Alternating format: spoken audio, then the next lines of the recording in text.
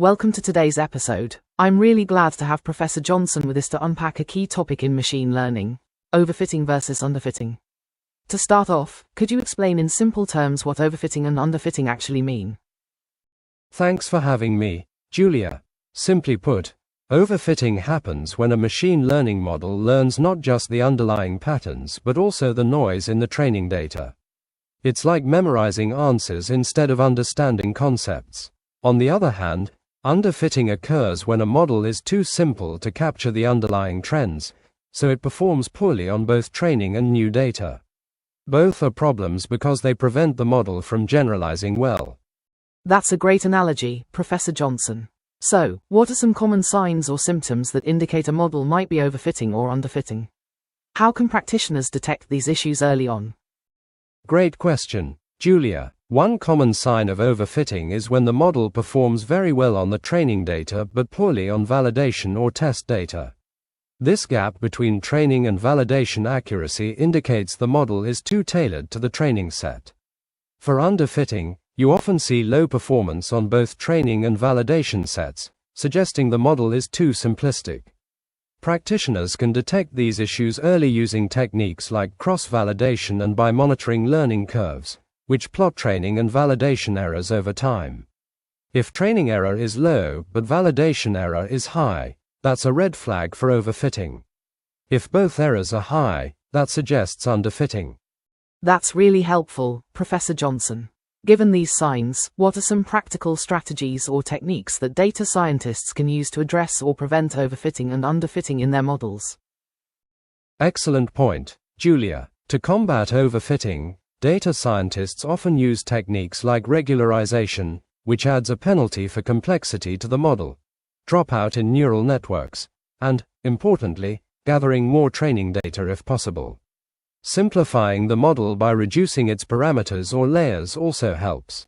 For underfitting, the approach is usually the opposite: increasing model complexity, like adding layers or features, or reducing regularization.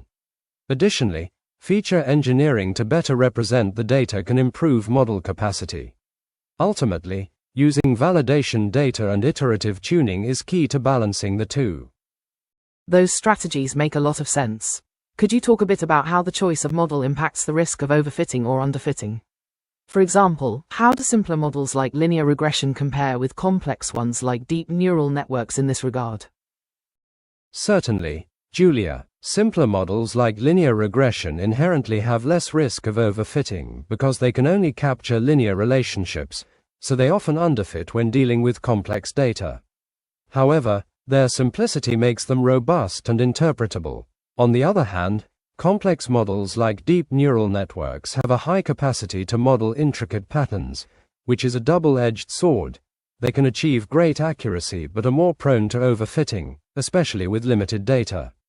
Choosing the right model is about finding a balance where the model is complex enough to capture the underlying pattern but not so complex that it memorizes noise.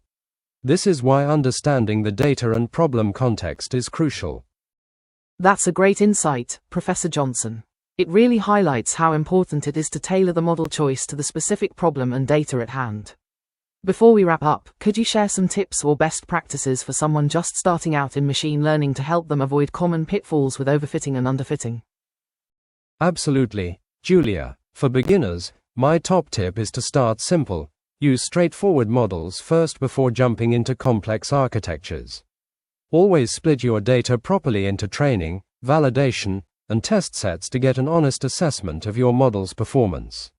Use cross-validation when possible to maximize your use of limited data. Monitor your learning curves to visualize how your model learns over time. And don't underestimate the power of feature engineering and data preprocessing. Finally, experiment with regularization techniques and be patient with hyperparameter tuning. It's a key part of finding the right balance between overfitting and underfitting.